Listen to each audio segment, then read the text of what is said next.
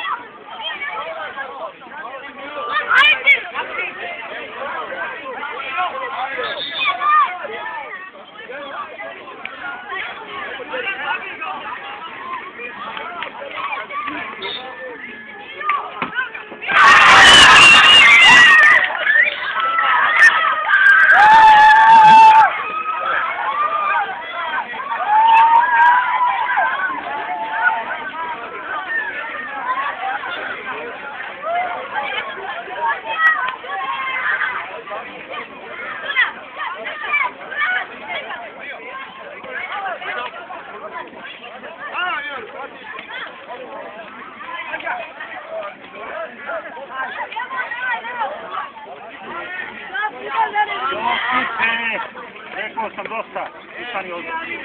Stani,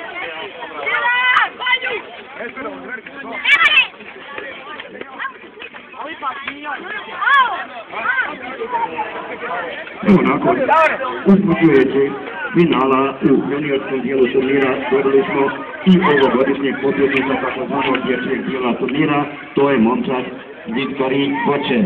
Drugo mjesto zauzela je momčad Podrište, a treće mjesto zauzela je momčad Indeset Boške Cirk. Molim kapetane seniorskih dijela momčadi da se jave za zakonski.